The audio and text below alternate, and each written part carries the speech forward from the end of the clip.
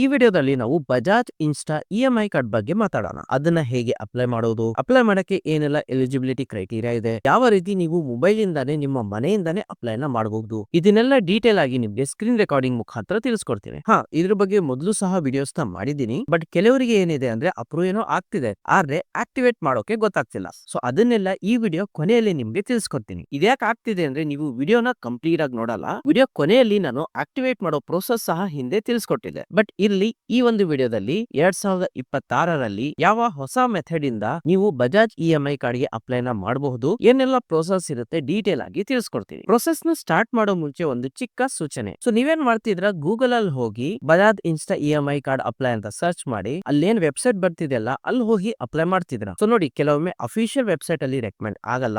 So ಯಾವ್ದಾದ್ರು fake website ಅಲ್ಲಿ ಹೋಗಿ ಅಲ್ಲಿ ಎಲ್ಲ ನಿಮ್ಮ ಪ್ರೈವೇಟ್ ಡೀಟೇಲ್ಸ್ ನ ಹಾಕೋ ಬದಲು ನಾನು ಡಿಸ್ಕ್ರಿಪ್ಷನ್ ಅಲ್ಲಿ ಲಿಂಕ್ ನ ಕೊಟ್ಟಿರ್ತೀನಿ, ಅದ್ರ ಮೇಲೆ ನೀವು ಕ್ಲಿಕ್ ಮಾಡಿದ್ರೆ ಈಗ ನಾನೇನೆಲ್ಲ ಪ್ರೋಸೆಸ್ ಹೇಳ್ಕೊಡ್ತೀನಲ್ಲ ಅದನ್ನಾಗಿ ಸ್ಟೆಪ್ ಬೈ ಸ್ಟೆಪ್ ಫಾಲೋ ಮಾಡಿ. ನೀವು ಎಲಿಜಿಬಲ್ ಇದ್ರೆ, ಎಲ್ಲ ಡಾಕ್ಯುಮೆಂಟ್ಸ್ ಸರಿ ಇದ್ರೆ ನಿಮ್ಮ ಬಜಾಜ್ ಇಎಂಐ ಕಾರ್ಡ್ ಅಪ್ರೂವ್ ಆಗಿ ಆಕ್ಟಿವೇಟ್ ಸಹ ಆಗುತ್ತೆ. ಸೊ ಬನ್ನಿ ಈಗ ಅಪ್ಲೈ ಮಾಡೋದು ಹೇಗೆ ಅಂತ ಪ್ರೋಸೆಸ್ ನ ನೋಡೋಣ.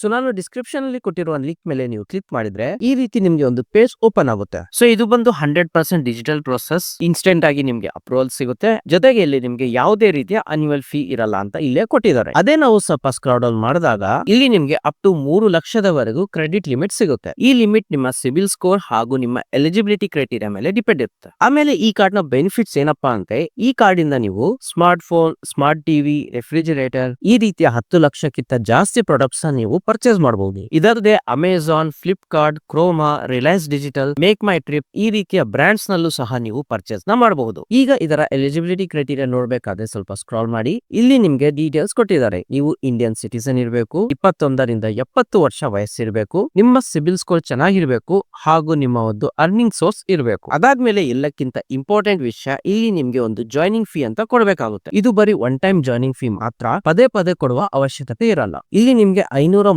ರೂಪಾಯಿ ಅಂತ ಕೊಟ್ಟಿದ್ದಾರೆ. ಇದ್ರ ಜೊತೆಗೆ 69 ರೂಪಾಯಿ ಏನಿದೆ ಅದು ಆನ್ಲೈನ್ ಕನ್ವೀನಿಯನ್ಸ್ ಫೀ ಆಡ್ ಆಗುತ್ತೆ. ಸೊ ಟೋಟಲ್ ಆಗಿ ನೀವು 599 ರೂಪಾಯಿ ಕಟ್ಟಬೇಕಾಗುತ್ತೆ. ಸೊ ಅದು ಬಂದು ಮುಂದೆ ಯಾವ ರೀತಿ ಕಟ್ಟಬೇಕು ಅದು ಸಹ ನಿಮ್ಗೆ ಗೊತ್ತಾಗುತ್ತೆ. ಸೊ ಅಲ್ಲಿ ಅದರ ಬಗ್ಗೆ ಡೀಟೇಲ್ ಆಗಿ ನೋಡೋಣ. ಸೊ ಈಗ ಅಪ್ಲೈ ಮಾಡೋದಾದ್ರೆ ಸ್ವಲ್ಪ ಮೇಲೆ ಬಂದು ಇಲ್ಲಿ ನಿಮ್ಮ ಮೊಬೈಲ್ ನಂಬರ್ ಹಾಕಿ ಇದನ್ನ ಟಿಕ್ ಮಾಡಿ ಗೆಟ್ ಇಟ್ ನಾವು ಕೊಡಿ. ನಿಮ್ಮ ಮೊಬೈಲ್ ಗೆ ಒಂದು OTP ಬರುತ್ತೆ, ಅದನ್ನ ವೆರಿಫೈ ಮಾಡಿ. ಅದಾದ್ಮೇಲೆ ಇಲ್ಲಿ ನೀವು ನಿಮ್ಮ ಪರ್ಸನಲ್ ಡೀಟೇಲ್ಸ್ ನ ಫಿಲ್ ಮಾಡಬೇಕು. ಇಲ್ಲಿ ನಿಮ್ಮ ಪ್ಯಾನ್ ಕಾರ್ಡ್ ನಲ್ಲಿರುವಂತಹ ಹೆಸರು, ನಿಮ್ಮ ಜೆಂಡರ್, ಡೇಟ್ ಆಫ್ ಬರ್ತ್, ನಿಮ್ಮ ಪ್ಯಾನ್ ಕಾರ್ಡ್ ನಂಬರ್, ಅದಾದ್ಮೇಲೆ ಎಂಪ್ಲಾಯ್ಮೆಂಟ್ ಟೈಪ್, ನೀವು ಸ್ಯಾಲರಿಡ್ ಇದೀರಾ ಅಥವಾ ಸೆಲ್ಫ್ ಎಂಪ್ಲಾಯ್ಡ್ ಇದೀರಾ ಅದೆಲ್ಲ ಸೆಲೆಕ್ಟ್ ಮಾಡಿ ಲಾಸ್ಟ್ ನಲ್ಲಿ ನಿಮ್ಮ ಏರಿಯಾ ಪಿನ್ ಕೋಡ್ ನ ಹಾಕಿ. ಎಲ್ಲ ಡೀಟೇಲ್ಸ್ ಆದ್ಮೇಲೆ ಇಲ್ಲಿ ಟಿಕ್ ಮಾಡಿ ಕಂಟಿನ್ಯೂ ಕೊಡಿ. ಈಗ ಇಲ್ಲೇನಾಗುತ್ತೆ, ನಿಮ್ಮ ಸಿಬಿಲ್ ಸ್ಕೋರ್ ಹಾಗೂ ನಿಮ್ಮ ಎಲಿಜಿಬಿಲಿಟಿ ಕ್ರೈಟೀರಿಯಾ ಚೆಕ್ ಆಗುತ್ತೆ. ಎಲ್ಲ ಕರೆಕ್ಟ್ ಇದೆ, ಏನು ಇಶ್ಯೂ ಇಲ್ಲ ಅಂದಾಗ ನಿಮ್ಮ ಕ್ರೆಡಿಟ್ ಲಿಮಿಟ್ ಎಷ್ಟು ಬರುತ್ತೆ ಅದು ನೆಕ್ಸ್ಟ್ ಪೇಜ್ ಅಲ್ಲಿ ತೋರಿಸುತ್ತೆ. ಸೊ ನೀವು ಎಲಿಜಿಬಲ್ ಇದ್ದಾಗ ಈ ರೀತಿ ನಿಮ್ಗೆ ಕಂಗ್ರಾಚುಲೇಷನ್ ಅಂತ ಪೇಜ್ ಓಪನ್ ಆಗುತ್ತೆ.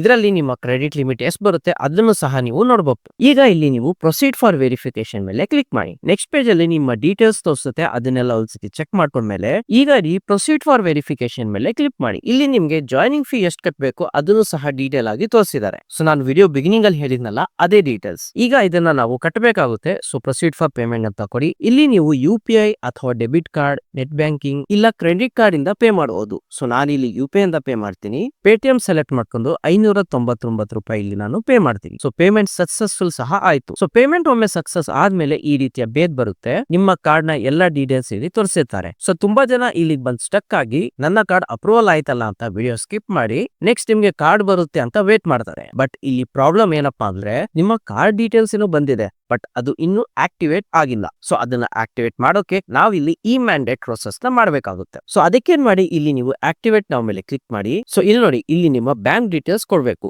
ನಿಮ್ಮ ಬ್ಯಾಂಕ್ ಅಲ್ಲಿ ಏನ್ ಹೆಸರು ಇರುತ್ತೆ ಅದನ್ನ, IFSC ಕೋಡ್, ನಿಮ್ಮ ಅಕೌಂಟ್ ನಂಬರ್, ನಿಮ್ಮ ಅಕೌಂಟ್ ಯಾವ ಟೈಪ್ ಇದೆ ಅದನ್ನೆಲ್ಲ ಡೀಟೇಲ್ಸ್ ಹಾಕಿ. ನೆಕ್ಸ್ಟ್ ಇಲ್ಲಿ ಈ ಮ್ಯಾಂಡೇಟ್ ನ ನೀವು ಯಾವ ರೀತಿ ಮಾಡ್ತೀರಾ, OTP ಮುಖಾಂತರನ, ಡೆಬಿಟ್ ಕಾರ್ಡ್ ಮುಖಾಂತರನ ಅಥವಾ ನೆಟ್ ಬ್ಯಾಂಕಿಂಗ್ ಮುಖಾಂತರನ ಅಂತ ಸೆಲೆಕ್ಟ್ ಮಾಡಬೇಕು. ಸೊ ನಾನು ಇಲ್ಲಿ ಡೆಬಿಟ್ ಕಾರ್ಡ್ ಅಂದ್ರೆ ATM ಮುಖಾಂತರ ಸೆಲೆಕ್ಟ್ ಮಾಡ್ತೀನಿ. ಸೊ ನೆಕ್ಸ್ಟ್ ಪೇಜ್ ಅಲ್ಲಿ ನೀವು ನಿಮ್ಮ ATM ಕಾರ್ಡ್ ನ ಡೀಟೇಲ್ಸ್ ಹಾಕ್ಬೇಕಾಗುತ್ತೆ. ಎಲ್ಲ ಡೀಟೇಲ್ಸ್ ಫಿಲ್ ಮಾಡಿ ಒಂದ್ಸತಿ ಚೆಕ್ ಮಾಡಿದ್ಮೇಲೆ ಪ್ರೊಸೀಡ್ ಕೊಡಿ. ಇದಾದ್ಮೇಲೆ ನಿಮ್ಮ ನಂಬರ್ ಗೆ ಒಂದು OTP ಬರುತ್ತೆ, ಅದನ್ನು ಸಹ ವೆರಿಫೈ ಮಾಡಿ. ಸೊ ಇದೆಲ್ಲ ಆದ್ಮೇಲೆ ನೀವೇನ್ ಅಪ್ಲಿಕೇಶನ್ ಹಾಕಿದ್ರಲ್ಲ ಅದು ಸಹ ಅಪ್ರೂವ್ ಆಯ್ತು, ಜೊತೆಗೆ ನಿಮ್ಮ ಕಾರ್ಡ್ ಸಹ ಆಕ್ಟಿವೇಟ್ ಆಯ್ತು. ಸೊ ಈಗ ಈ ಕಾರ್ಡ್ ನಿಂದ ನೀವು ನಿಮ್ಗೆ ನಿಮಗೆ ಬೇಕಾಗಿರುವಂತಹ ವಸ್ತುಗಳನ್ನ ಪರ್ಚೇಸ್ ಸಹ ಮಾಡಬಹುದು. ಸೊ ಪ್ರೋಸೆಸ್ ತುಂಬಾನೇ ಸಿಂಪಲ್ ಇದೆ.